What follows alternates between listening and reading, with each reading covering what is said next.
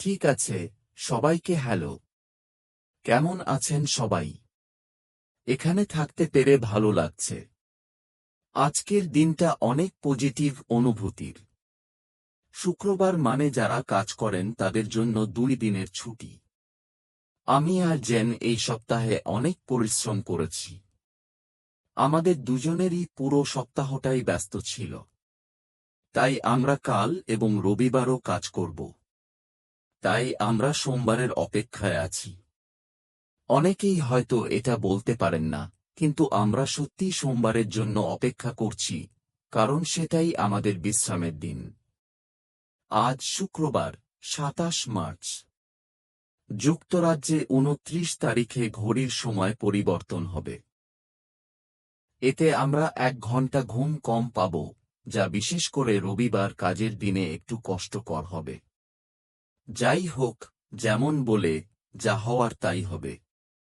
এই মুহূর্তে আমরা ভিক্টোরি উইথ অ্যাশ এর পাবলিক পেজ নিয়ে কাজ করছি এবং সেখানে থাকা কথাগুলো বিশ্লেষণ করছি, যাতে আমরা ভালোভাবে বুঝতে পারি ভেতরে কি আছে। আজকের বিষয় হল ইন্টেনশন টু অ্যাকশন, অর্থাৎ ইচ্ছা থেকে কাজের দিকে যাওয়া। এখানে বলা হয়েছে, ভিক্টোরি উইথ অ্যাশ একটি পরিষ্কার গ্রোথ ফিলসফির উপর ভিত্তি করে তৈরি, যা আপনাকে ইচ্ছা থেকে কাজ এবং কাজ থেকে প্রভাব এর দিকে নিয়ে যায়। তাহলে ইচ্ছা থেকে কাজে যাওয়া মানে কি? এটা হলো সেই প্রক্রিয়া যেখানে আমরা শুধু পরিকল্পনা বা চিন্তা না করে বাস্তবে কাজ শুরু করি। অর্থাৎ লক্ষ্য ঠিক করা থেকে বাস্তব কাজ করার দিকে যাওয়া। অনেক সময় আমরা শুধু ভাবি, কিন্তু কাজ করি না। এই ফাঁকটাই কমানোই হলো মূল লক্ষ্য। এতে কি কি বিষয় থাকে? ইচ্ছা ও কাজের ফাঁক। গবেষণায় দেখা গেছে, মানুষ যা পরিকল্পনা করে তার মাত্র 50% বাস্তবে করে। অর্থাৎ অনেকেই শুধু কথা বলে, কিন্তু অল্প মানুষই কাজ করে। পরিকল্পনাকে নির্দিষ্ট করা। যেমন আমি সুস্থ হতে চাই, এটা একটা ইচ্ছা। কিন্তু আমি সোমবার সকাল 6টায় জিমে যাব, এটা একটি কার্যকর পরিকল্পনা। অজুহাত দূর করা। বাস্তব সমস্যার সাথে অজুহাতের পার্থক্য বুঝতে হবে। দেরি করা বন্ধ করতে হবে। সিস্টেম তৈরি করা। শুধু ইচ্ছাশক্তি নয়, এমন পরিবেশ তৈরি করতে হবে যাতে কাজ করা সহজ এবং প্রায় বাধ্যতামূলক হয়ে যায়।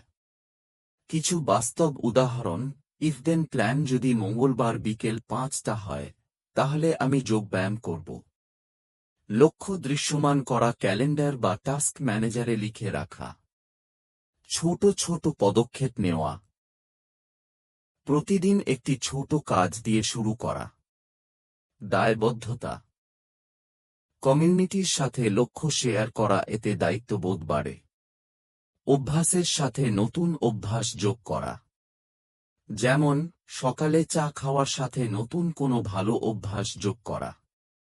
সারসংক্ষেপ: লক্ষ্য বাস্তবায়ন করা, পরিকল্পনা অনুযায়ী কাজ করা, ইচ্ছা ও কাজের ফাঁক কমানো, শুধু কথা নয়, কাজে দেখানো, লক্ষ্যকে বাস্তব রূপ দেওয়া। শেষ কথা হল, দেরি করা সফলতার সবচেয়ে বড় বাধা। সফল মানুষরা সময়কে খুব গুরুত্ব দেয়, কারণ সময় একবার চলে গেলে আর ফিরে আসে না। তারা পরিকল্পনা করে, সময় ভাগ করে এবং কাজ সম্পন্ন করে। অনেকেই মনে করে তারা খুব ব্যস্ত, কিন্তু আসলে তারা উৎপাদনশীল নয়। সফল মানুষরা খুবই প্রোডাক্টিভ, কারণ তারা সময়কে সঠিকভাবে ব্যবহার করে। আমরাও যদি এটা শিখতে পারি, তাহলে আমরা সফল মানুষের পথ অনুসরণ করতে পারব। এই পর্যন্তই আজকের জন্য। সবাই ভালো থাকুন, ভালো উইকেন্ড কাটান। আমরা যদিও কাজ করছি, তবে শীঘ্রই আমরা ক্যাম্পার ভ্যানে করে কয়েকদিনের জন্য ঘুরতে যাব। এটার জন্য আমরা খুবই এক্সাইটেড। সোমবার আবার দেখা হবে। ধন্যবাদ।